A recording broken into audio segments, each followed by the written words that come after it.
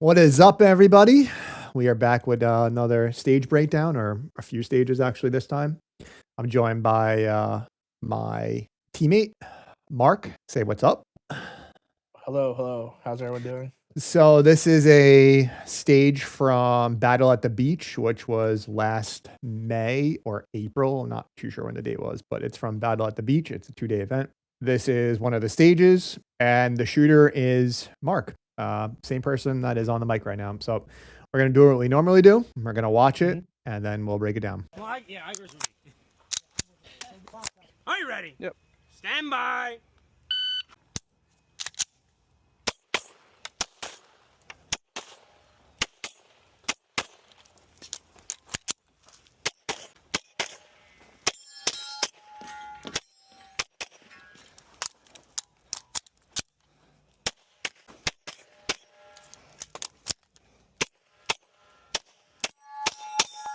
If you're finished, unload and show clear. If clear. All right, so that's the stage, and let's break it down because there's definitely some educational stuff in here to be learned from. So right off the bat, I think it was right on the draw. As you guys see, we have a malfunction. Stand by. And it looks like it was a failure to fire. So Mark goes to remediate action, ejects the, I wouldn't say spent casing, but the dud bullet that's in there, gets a fresh round in. Now, on the contrary, you got to realize now he's 1 round down. So now if he stage planned for 11 rounds, now he's down to 10. And everything changes. Everything will change because of that. On the fly. On the fly, yeah. Legit on the fly if this ever happens to anybody, if you stage plan for 11 rounds. And unfortunately, like I said in prior videos, if your first time here, we shoot at LIPSA, where we live in New York, where it's a 10-round limit, plus 1 in the tube, and you're limited to 11 rounds normally. So it's very hard to stage plan around 10 rounds, even 11, because if you get 1 failure point, there are no makeups. And I understand that in this video, Mark did have a makeup, but I just want to point out that this could ruin your whole stage, just this malfunction alone. And you could have a crisp rest of your stage could be perfect, and this one malfunction could ruin your stage. And that's the downside to shooting it. So Mark came, shot the left 2 targets, and then transitioned to right to the porthole. I will say that the transitions could have been a little faster, especially for how close this is. This is probably about 4 yards-ish, 5 yards-ish. And I understand that there's a no-shoot and a, what is this, a hardcover? Or we call this a tuxedo in reality. But this is a hardcover. This would be a mic if he shot this. This is a mic and no-shoot. So this is lots of points taken off.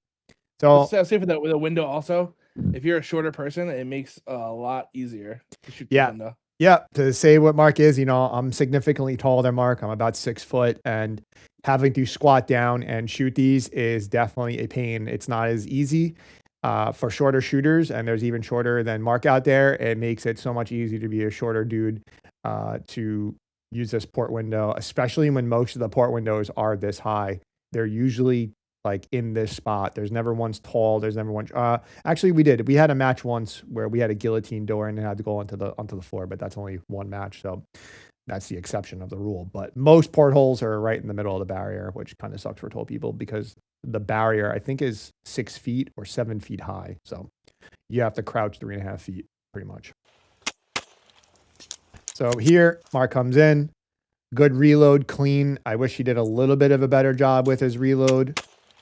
It wasn't, he didn't index his finger on the front face of the mag, but he got the mag in, did the job. That won't always happen. Sometimes you won't be able to get away with super clean reloads if you're not indexing your finger on the front face of the mag, but nonetheless, cleans it up to there, moves to the left, and then ruined his stage right here. Crumbles. Everyone crumbles. So I don't know if anybody's watching the time, but that was almost 5 seconds of time to make a makeup shot, and did you hit the target twice and it was not a shot that you preferred, or did you have a mic? No, I think it's when you're shooting this close. Not even shooting. It's just shooting in general. When you can see what you're shooting and you don't like it, like it's like mental at that point where you just want to do better. I mean, it obviously takes a little more time, but I mean, it's either time or a hit factor at that point. Pick your poison. And I preached to them multiple times in multiple videos, me and Joe. Like I said, guys, you heard it from the shooter himself in this video that you're trying to make points up for time. And you guys clearly see that this is about a good 5 seconds of time to make up one shot, because we're not sure if he missed or not. I can't see the hits on paper, but even if he got an alpha and a delta, to go back 5 seconds to make up 4 points is not something you should be doing. I think he knew this in when you're actually doing it out on the stage, you think that you can make it up when in reality you cannot. And I can assure you that if he had to go back and do this stage again and the same outcome, he would not spend 4 or 5 seconds making up this shot at all, because I will say the stage went out the window here, not anywhere else on the stage, but we still have a part of the stage to break down.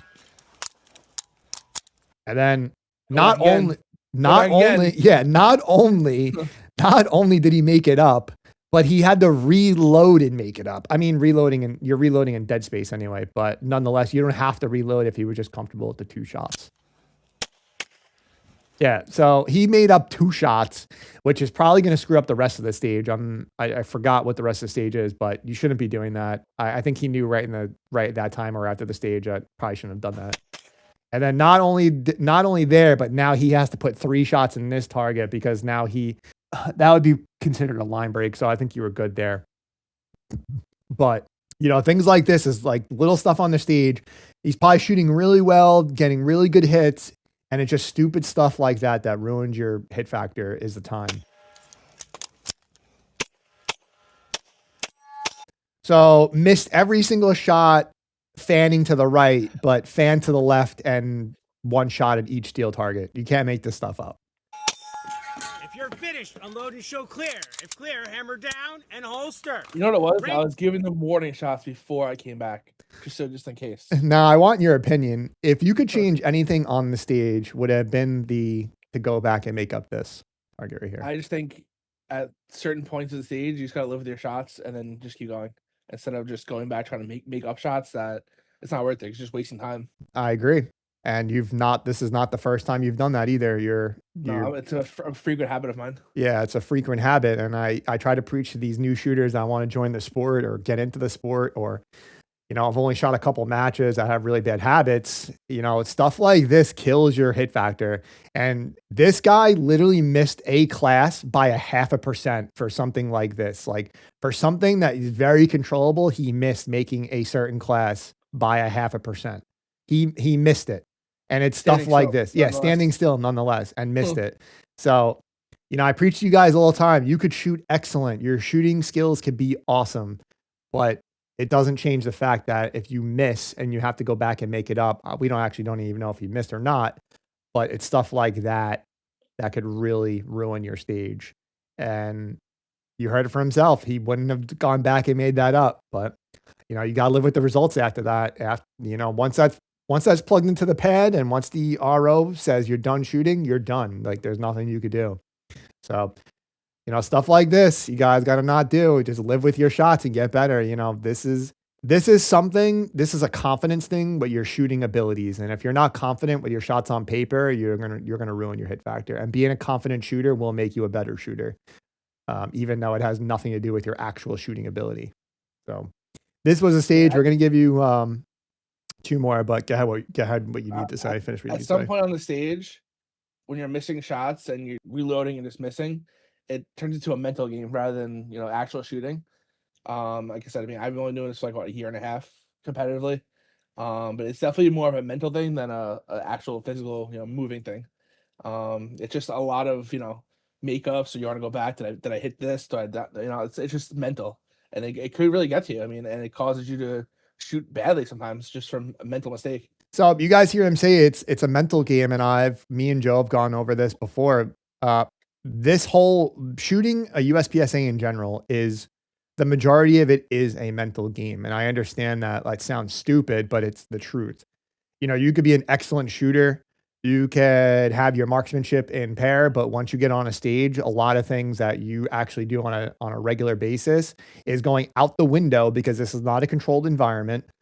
You're trying to race a clock and you're trying to go fast. And when you're trying to go fast, your fundamentals tend to go out the window because you're not used to training at speed.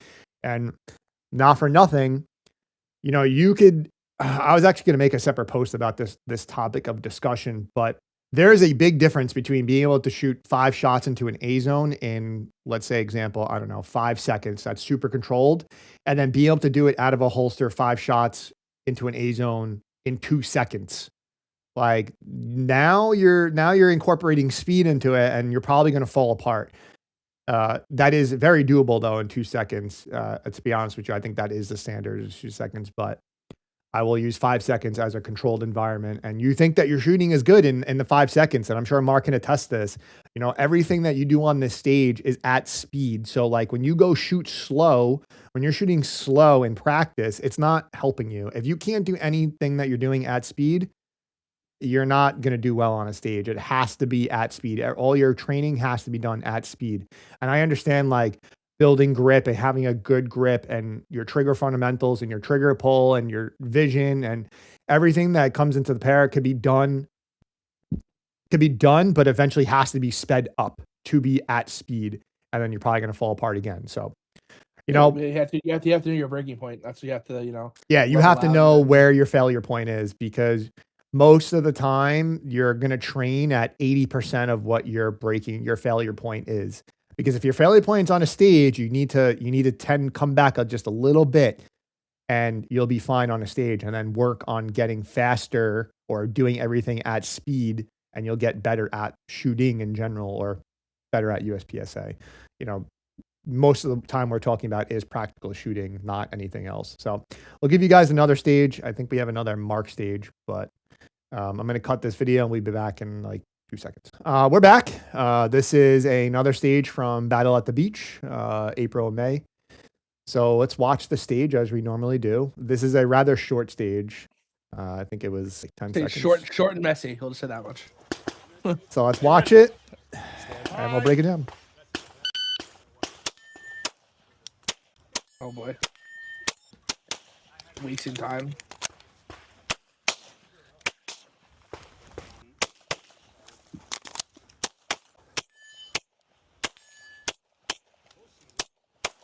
If you finish, the load and show clear. All right. That was a stage. We got some lot of talking points here. Let's break it down. So right off the bat, we got another port window. These are very common at LIPSA. These happen. You'll probably get 2 of these. 2 of these are vent. There's even stages that have 2 of these. So it's not uncommon to be port windows at LIPSA. Stand by. So right off the bat, Mark draws onto steel. Now, mind you, let's give you a little bit of a stage breakdown. This is a disappearing target. So the activator is the steel right here. So you have to engage this at a certain time when shooting this because this disappears and then you're left with the head box. Now, granted, this is probably about 6 yards, and shooting the head box you probably could do, but why shoot the head box when you just shoot the A zone or center of the target? And not risk shooting the no shoot. So Mark opted to clean all the steel furthest up. Oh, and I will say we're going to talk about that right there. Flopper. So you guys are probably looking at this like what happened there. And I'll let Mark tell you what happened first before I give my breakdown of what happened. I mean, basically, which you should never do. I was looking to adjust my grip mid-string, which is not a good idea because obviously you see what happens. The gun just flops in your hand, and then you're gonna come back to center and realize what you're doing wrong. So yes, that is exactly what I was gonna say. Is he tried to adjust his grip mid-section firing, and I tell you guys all the time, and I preach this all the time. I even preach it in classes. The best grip is a consistent grip, whether your grip is bad or good while you're shooting. And yes, there is a good grip and a bad grip, but I'd rather have a good consistently bad grip than fumbling my grip on a stage. And as you see, there's really nothing touching his gun here besides maybe his trigger finger, if that. And you could see the flop in his hand. And that is because, one, he wasn't comfortable with his grip, so he decided to change it on the fly. And I don't recommend you doing that. I say this all the time. Like I said, just work with what you have out of the holster until you actually can change your grip, because then this happens. It's actually funny. If you watch that, you pause it and go back a little bit, it takes like a solid like 1 to 2 seconds to regain a grip on the gun. If you watch it after I have a flop, I literally stop and then regrip it. Yeah, there's a good 2 seconds there wasted. And guess what? That has nothing to do with your movement ability. That is not an efficiency thing. That is not a shooting thing. That is literally just trying to finagle your grip to be better on a stage, and you're burning 2 seconds. So hit factor going significantly down just from playing with your grip. And I'm assuming that if he would have just left his grip alone, he probably would have done a little better. He wouldn't have burned 2 seconds, but that's the future. You can't really predict what you're going to do after or before. And another thing is, see how long that activator came down? That is a standard time. You can't get away from that.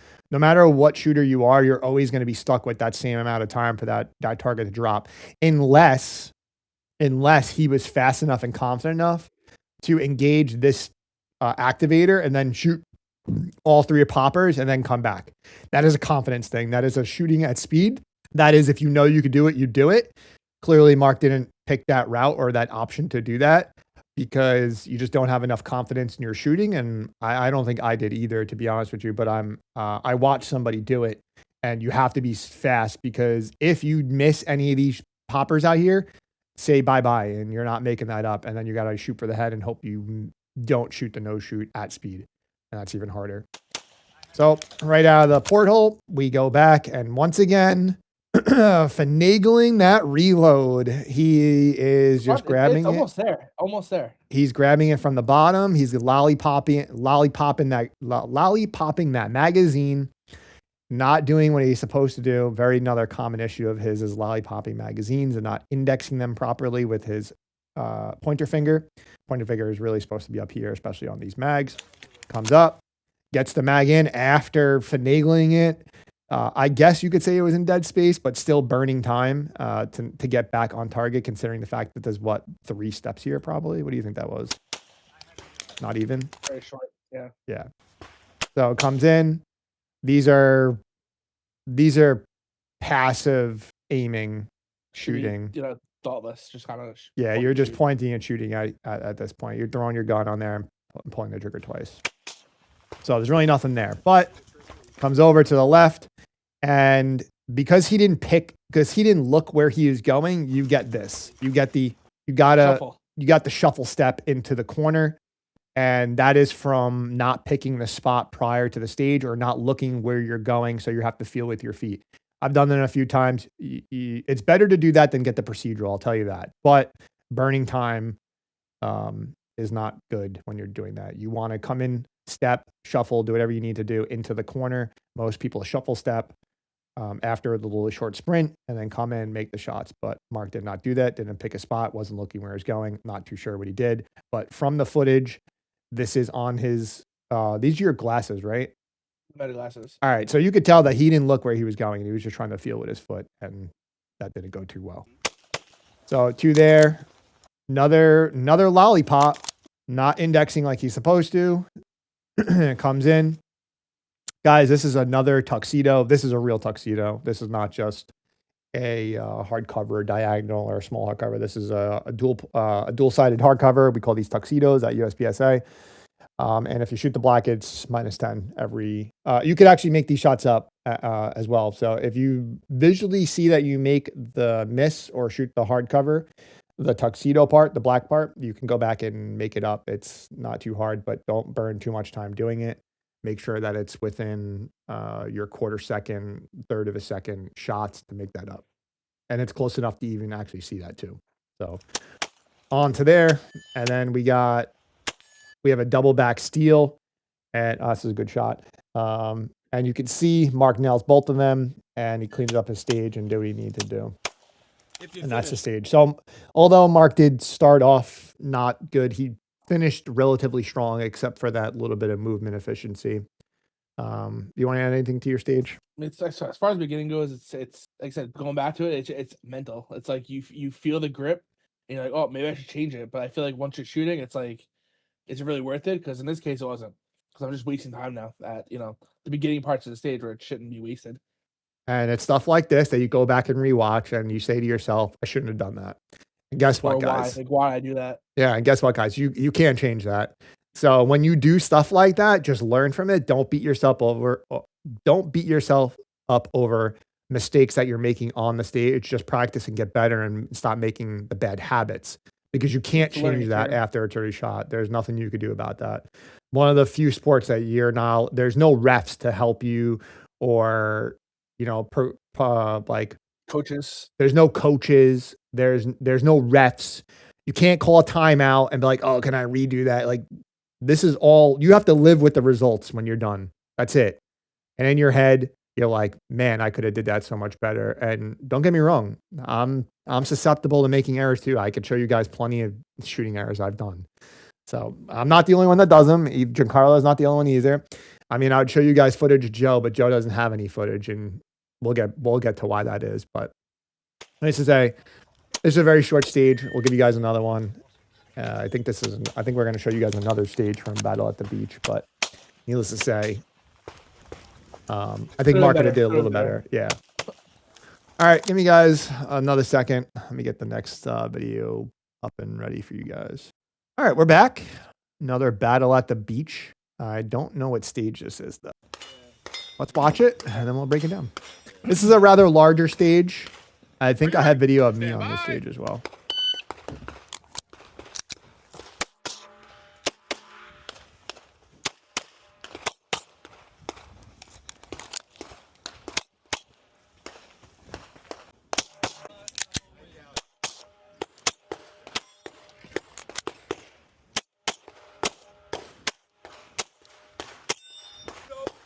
I gotcha.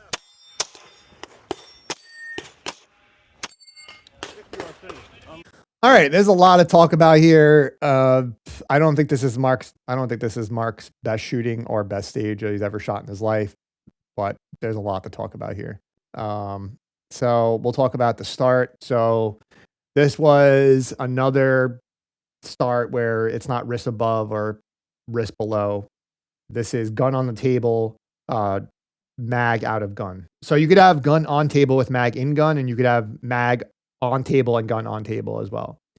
So when you have magazine on table and gun on table, you're only allowed to load 10, and you're not allowed to have one in a chamber. So you have to plan your stage around the start, which most of the time you do anyway. But in this case, you have to only make sure that, all right, I only have 10 rounds. If there's 5 targets, guess what? You don't get any makeups. So pretty much right off the bat, you need to have a good shooting, and it sucks, but it is what it is. There's nothing we can do about it. Right. So right off the bat, Bye. another lollipop by Mark. And I will say this is his first mistake here. So he threw his gun over passively aiming and then freezed up on target 2. I don't know what he was doing here, but I can assure you that I don't think his grip was the best on the movement. I personally believe he was actually trying to leave the stage before his shots went off, or he was squeezing with his primary hand way too tight, because the shots just didn't come out of his gun fast enough. I don't know what happened here. And you could see the big jump in his gun on the first shot, and then he gripped. Still shot 2 A's. Still shot 2 A's because you're just pointing the gun. Bad fundamentals. Yeah. Yes. So we're on to the next. Good grip on his gun. Comes in. Does another non-proper reload.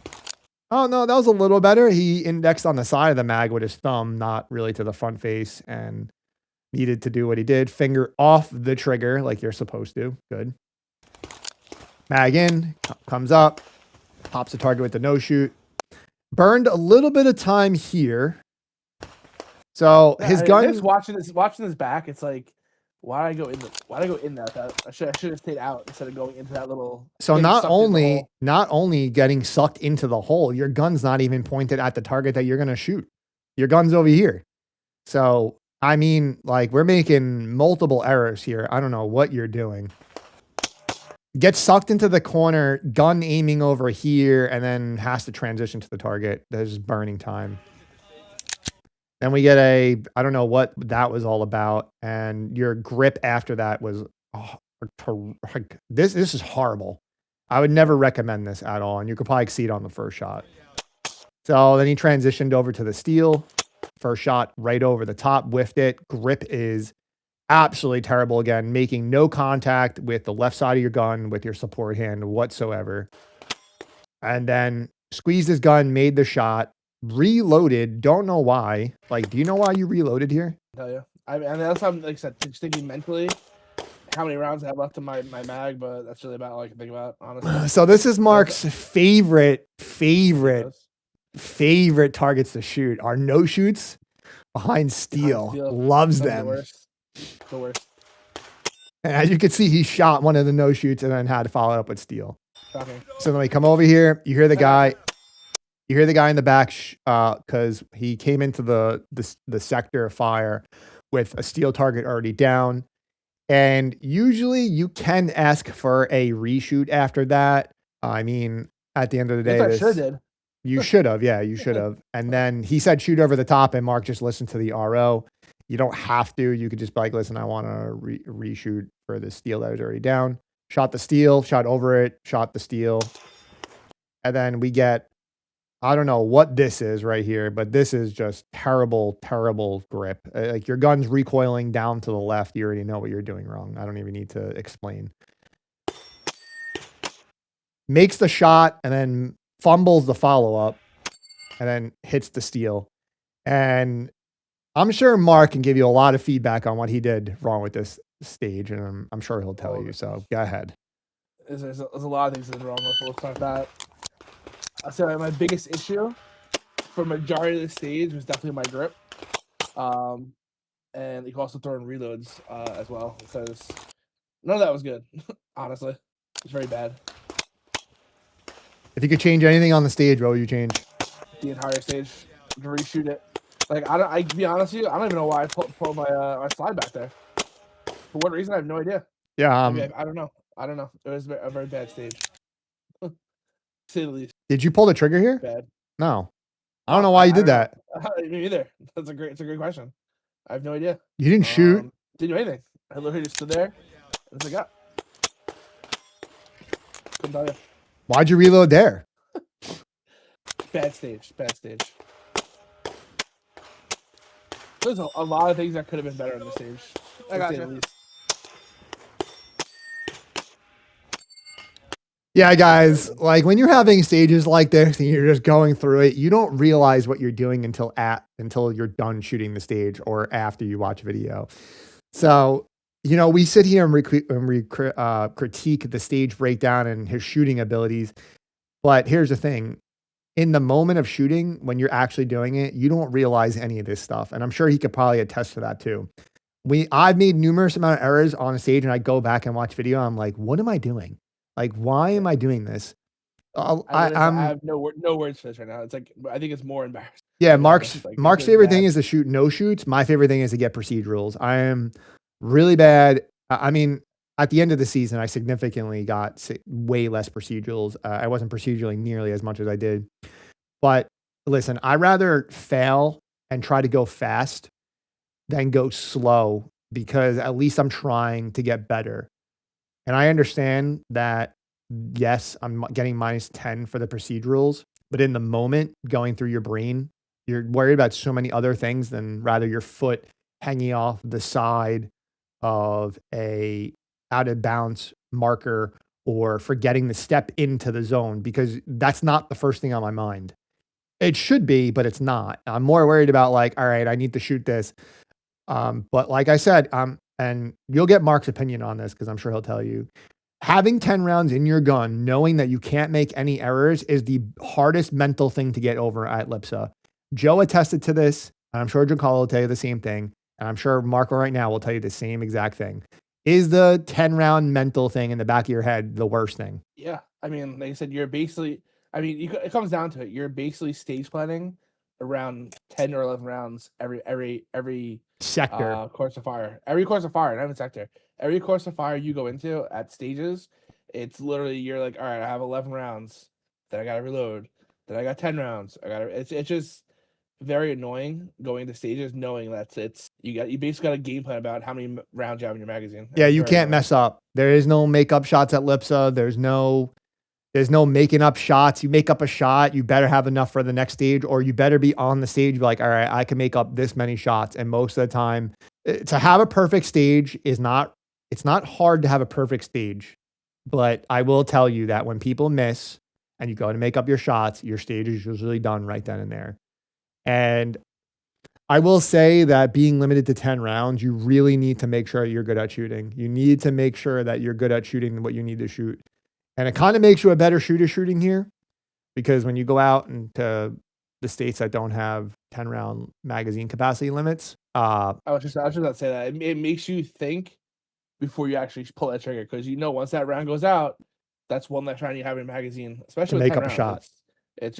It could either make or break your stage. And guess what? Reloads are another 1.5 seconds until you're shooting again at the minimum. And that's if your reload goes. Unfortunate. That's if your reload goes to plan.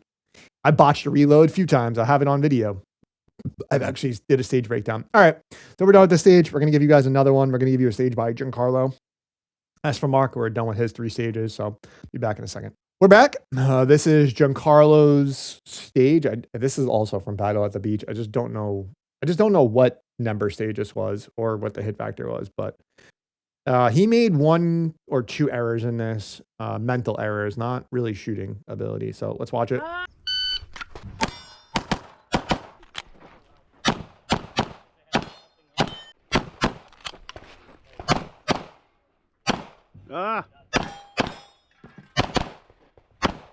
All right, so that was his stage. As you could see, his shooting was good. This is the first match I think he was using his Shadow 2.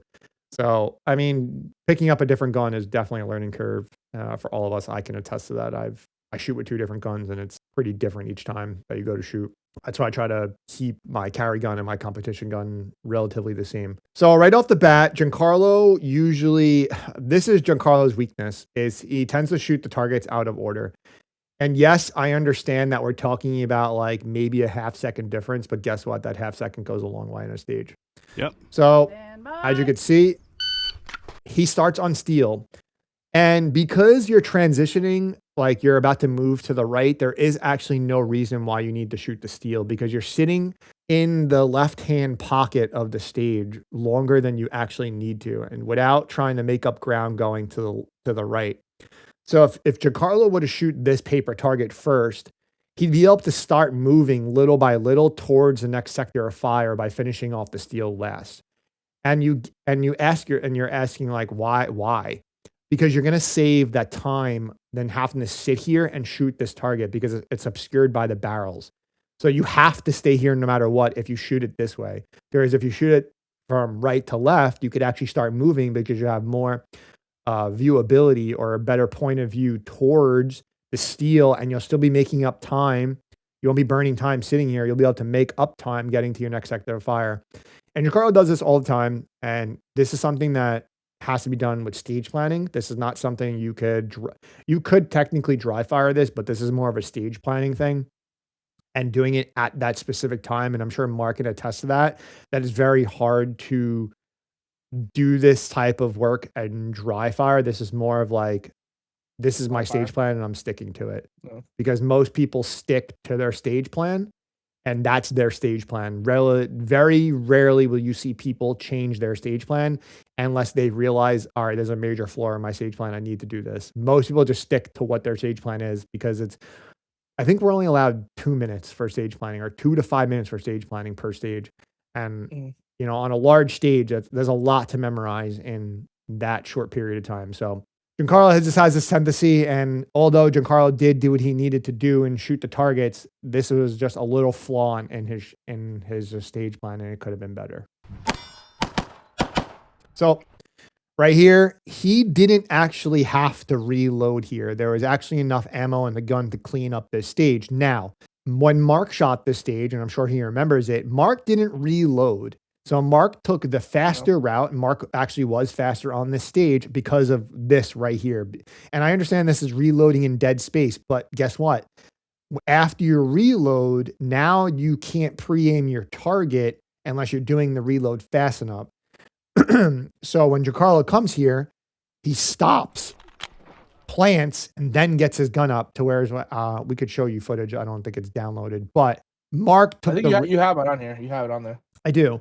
Mark came into the stage pre-aiming the hardcover target right there that Giancarlo is pointing at, with the ability to understand that, like, listen, if I miss my targets, I'm not going to do well on this stage. So Mark took the route of, all right, I need to make my shots. And if I don't make my shots, my stage is going to shit. Where Giancarlo took the safer route, did the reload, but burned more time. And that's the difference between having a good stage and a bad stage, is understanding your ability to shoot. That's a confidence thing in your ability to shoot. And that's all that is. That has nothing to do with your actual shooting abilities. That has everything to do with, can I make the shots confidently?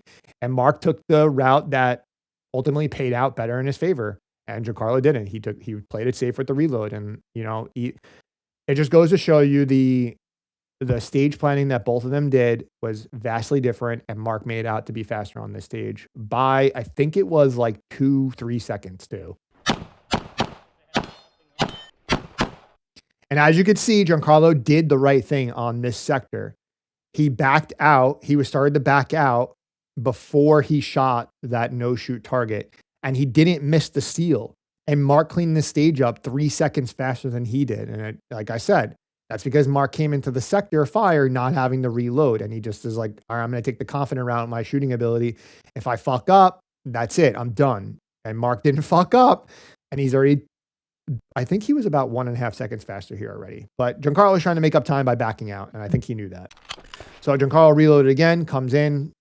We all had the reload coming into the sector, by the way. So nobody got into the sector not reloading. Planted, made his shots. So Giancarlo did exactly what I did. He transitioned to the disappearing target, the no-shoot paper. And that burned, I don't know, another 0.5 second. So now between his first error, that in the beginning of the stage, and this error right here, that's already another second burned. And Mark will tell you that 1 second of time is a significant amount of time on a stage to be burning. You don't want to be burning time if you don't have to. And that is another, what do you think that was, Mark? Another 3/10 of a second burned on the miss, and then and then going back to shoot it. Yeah, it's just, I mean, like I said, something like this stage, it's not huge. I mean, but you could lose it very quickly. So as you see, Giancarlo's little baby errors, and they weren't even just like fundamental errors. They were stage planning errors and mental errors, cost him time. And I think I might have. Really go for? I'm going to watch yours, but we'll find Mark's. Let me stop this video and we'll do the next one. And we'll show you guys his video, and I'll show you the route Mark went and the more confident route Mark went, and it played into his favor. So as you can see, this video is about 19 seconds long, and you'll see Mark's is shorter by the time he's done shooting. So this is this stage breakdown was just to show you like little baby errors add up over time. And don't get me wrong, Giancarlo still had a really competitive hit factor on this for what he was doing. It just, those little errors drove it down. So I'm going to show you Mark's stage, Mark's same stage that he was shooting, and we'll break that one down. All right, we're back, and this is Mark's POV from the same exact stage, and you guys will understand what I'm talking about is the confident route to shooting that middle sector. Are you ready? Yep. Stand by. Sorry for the RO that likes to yell. He has a problem with yelling when as an RO. I don't understand why he does it, but it's extremely obnoxious. Tommy Bowties, if you watch this, stop being obnoxious on stages. Thank you.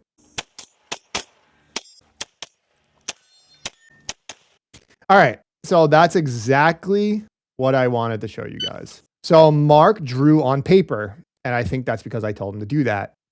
And as you could see,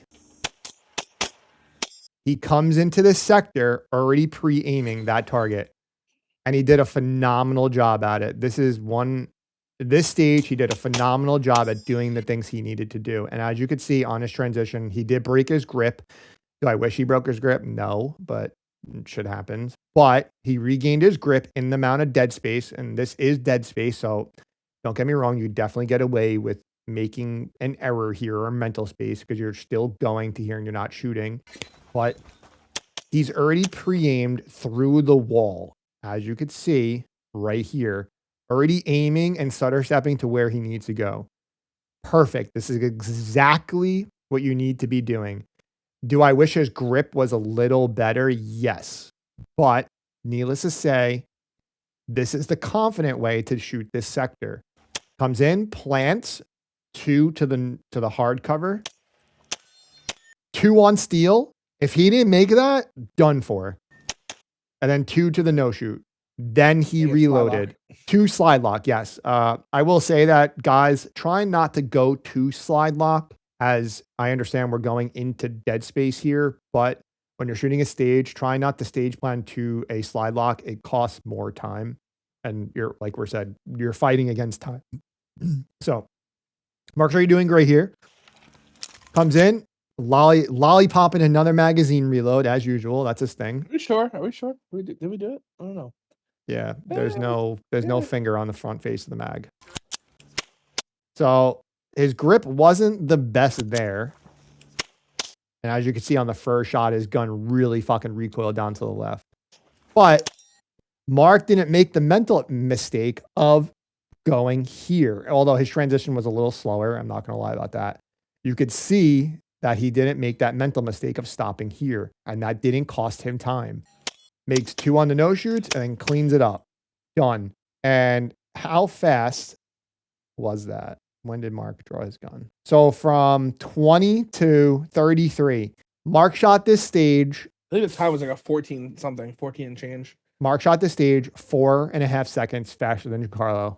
And Giancarlo didn't miss. Giancarlo just didn't shoot this little sector here he messed up on. He just didn't take the confident route. And his little transitional errors. That was 4.5 seconds, guys. Mark will tell you what 4.5 seconds is on the stage. What is 4.5 seconds? It's a lot of time. I mean, it's gonna determine a high hit factor or a very low hit factor. And a stage like this where it's not too many targets, it's gonna affect your score 100%. I remember going back. I think Mark actually had one of the fastest times on this stage. I think I notched Mark. I think I notched Mark by 1/10 of a second or 2/10 of a second. And I still reloaded in that middle sector, and I was still a little bit faster. I do take larger strides, and my transitions are slightly faster, which make me out time. And by the way, guys, transitional shooting or transitioning speeds is a thing. That is a real thing, and it will make you up time. That is not even shooting related, and that will make up time. That is just your ability to transition from target to target. But I think I was just slightly faster than Mark. Me and Mark, I think, had the same amount of time. I think it was like 14.2 or something like that. And I think I was like 1/10 of a second or 2/10 faster than Mark. And not much. That's not much. 2/10 is not much. That is not much on this stage. But 4.5 seconds for the little things that Giancarlo was doing is a significant amount of time. And you could see that they both shot pretty well. They did not shoot bad at all. So, like when I tell you guys this stuff, it's because I'm telling you guys from experience, not anything else. 14.42. I'm pretty sure that Mark was a 14.4 and I did this in a 14.2. And it's not, well, we should ask Joe what his time was. Oh, wait. And it's nothing crazy. And Giancarlo did this in 18 something, which is absolutely crazy to think. My hit factor on that stage was a 6.03. What was mine? I can't see. And what was Giancarlo's? I gotta find that one. So yours was 13.79. Okay, so I had you by a half a second. Overall, you finished at stage number 2 in your class because you shot open. I finished in my class. I finished number 4, and then Giancarlo was a 16.83, and he finished 5th in his class. Okay, so we're talking about 2.5 seconds, not 4.5 seconds. And you could see, what was his hit factor? 5.28. And what was yours? 6:03. 6:03. So 2.5 seconds, guys, is what is that? A third Almost a percent. Almost a percent. Yeah, almost a percent. That is, it's like 8/10. That is a crazy stat. 2.5 seconds, and his shooting was good. Shooting was excellent, but little errors like that Giancarlo made cost him this stage. And that is the difference between winning a stage and losing a stage. And what was Giancarlo's placement on the stage in his class? 4th? 5th. 5th. And they shoot in different classes, guys. We all shoot in different classes. Giancarlo shoots carry optics. Mark shoots limited optics. I shoot open. And that's the difference. So I did 13.7. You did 14.2. And he did 16 something. 16.83. I think Giancarlo had better hits than you then, if his hit factor was closer. But even then. 16 alphas, 3 Charlies. And what'd you have? Gotta go back and check. Please hold. I had 1 mic on this stage too. I had 15 alphas and 4 Charlies. So I had 1 less alpha and 1 more Charlie, but shot it 2 seconds faster. And I had a mic on the stage, and I was still fat, and I still had a better hit factor, guys. It just goes to show you that time is everything out there. I had a mic on this target right here, so that was -10, and I still had a higher hit factor and a faster. You had time. no mic. You had a delta. I had a D. Yep. All right, so I had a delta, guys, and it was still better because I was faster by half a second. 6.16. So it's 1/10 better than me in hit factor. We also shot it another second faster than I did. So you collected more points on the stage? Points, you had 85. Out of... I had... You definitely had more points accumulated. 87. Yeah. So 2 more points. He had 2 more points accumulated and still had a lower hit factor than myself because of time. Think about that. It's crazy. Just goes to show you guys, time is everything out at LIPSA. If you're able to make up shots by going faster or get a better hit factor by going faster, it is worth it. And I preach this, guys, all the time. All the time. You need to go fast and make your shots because going slow doesn't do anything for you. And what would you say Giancarlo's time was? 16 what? 82. Yeah. And he shot the stage. He didn't have any messes. He didn't have any. Yeah, he had the best hits at all of us. Yeah. Giancarlo shot the most amount of points and had the worst hit factor out of all of us because of his time. 89 points. Yeah. Crazy stuff, guys. Crazy stuff. Now you guys really start to really comprehend what speed and time means to your hit factor as opposed to just getting the hits. And I think that's all we're going to give you guys. I think 4 stages was a lot for you guys to really want to listen to. But we are out until next week. You got anything to say? Different shooters besides Andrew. Yeah, you guys, I ran out of content, guys. I don't really have much for you. There's really nothing I can give you more. You guys don't want to watch boring stages of me. You guys want to watch the messy stuff, the stuff that I mess up, because who wants to see me run a perfect stage? Probably 0 people, and you don't really learn anything for that. You learn from my failures and everybody else's failures, not the successes that we have out there. Like if I showed you guys my Freeport match, you're not going to gain anything. That I won the match. You're not going to learn anything from me winning the match at all. I mean, you might be able to learn from one stage, but that's about it. You're not going to get like these good stage breakdowns. But needless to say, you want to plug our social media? Yeah, I mean, we have Instagram, we have YouTube. Obviously, if you're here, you're watching the video, subscribe, like the video, throw us some comments. We like to engage you guys. Also, Instagram, post content daily on Instagram. Also, we have a class coming out March 28th. Still some spots available. Obviously, hit us up if you want to sign up for it. If you live in New York. Yeah, I mean, obviously. If not, then fly out. But besides that, yeah, set us up for a spot and we'll get you signed up. Yeah, comment, subscribe, like. Please comment the stuff that you want to see more of, or what you want us to see less of, or please comment. We need to start reading our comments and replying back and taking feedback from you guys, because nobody ever comments on anything, and we don't know if we're doing what you guys want or what you want to see. So we're out until next week. You guys have a good weekend.